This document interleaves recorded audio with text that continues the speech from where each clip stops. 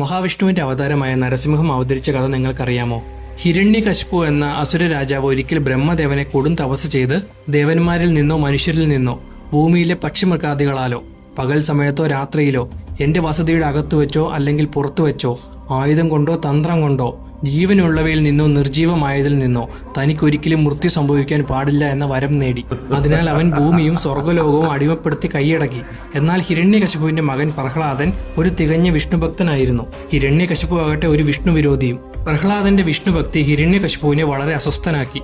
തന്റെ മകൻ തന്നെയല്ലാതെ മറ്റാരെയും ആരാധിക്കാൻ പാടില്ല എന്നയാൾ ആഗ്രഹിച്ചിരുന്നു. എന്നാൽ പ്രഹ്ലാദൻ ഭഗവാൻ വിഷ്ണുവിനോടുള്ള ആരാധന തുടർന്നു.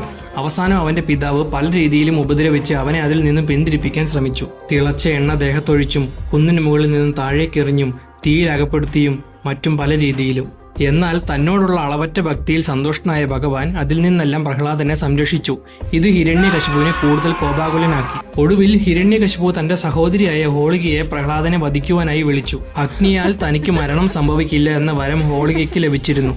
അവൾ എരിയുന്ന തീയിലേക്ക് ഇറങ്ങി പ്രഹ്ലാദനെ മടിയിലിരുത്തി. അഗ്നിയുടെ കാഠിന്യം കൂടി വന്നു. തീ അവരെ ചുറ്റുവാൻ ആരംഭിച്ചപ്പോൾ പ്രഹ്ലാദൻ മഹാവിഷ്ണുവിന്റെ സഹായത്തിനായി ഉറക്കെ അപേക്ഷിച്ചു. ഒടുവിൽ പ്രഹ്ലാദൻ അതിൽ നിന്ന് രക്ഷപ്പെടുകയും ഹോളിക ആ തീയിൽ വെന്തു മരിക്കുകയും ചെയ്തു. ഒരു നാൾ പ്രഹ്ലാദന്റെ വിഷ്ണുഭക്തിയിൽ കലിപൂണ്ട ഹിരണ്യകശിപു അവനോട് ചോദിച്ചു, നീ ആരാധിക്കുന്ന വിഷ്ണു തൂണിലും തുരുമ്പിലും ഉണ്ടെന്നല്ലേ പറയുന്നത്? അങ്ങനെയെങ്കിൽ ഈ കാണുന്ന തൂണിലും വിഷ്ണു കാണുമല്ലോ എന്ന് പറഞ്ഞ് ആ വലിയ തൂൺ അടിച്ചു തകർത്തു.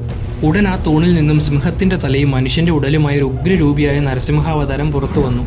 തുടർന്ന് നരനുമല്ല, 4 കാലുള്ള മൃഗവുമല്ല, പകലുമല്ല രാവുമല്ലാത്ത സന്ധ്യാസമയത്ത്, വസതിക്കകത്തുമല്ല പുറത്തുമല്ല, കവാടത്തിൽ വെച്ച്, ഭൂമിയിലുമല്ല ആകാശത്തുമല്ല, മടിയിൽ കിടത്തിക്കൊണ്ട്, കയ്യിലെ നഖങ്ങളാൽ, അതിന് ജീവനുമില്ല എന്നാൽ നിർജീവവുമല്ല, ഹിരണ്യകശിപുവിന്റെ വയർ കീറി കുഴൽമാല പുറത്തെടുത്ത് മാറിലണിഞ്ഞു.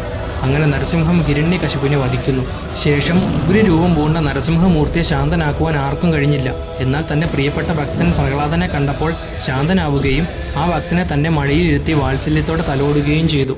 ഭക്തിക്കും സ്നേഹത്തിനും മുന്നിൽ ക്രോധം അലിഞ്ഞു പോകുന്നു എന്നതിന്റെ ഉദാഹരണമാണ് ആ കാഴ്ച. ഓം നരസിംഹായ നമഃ.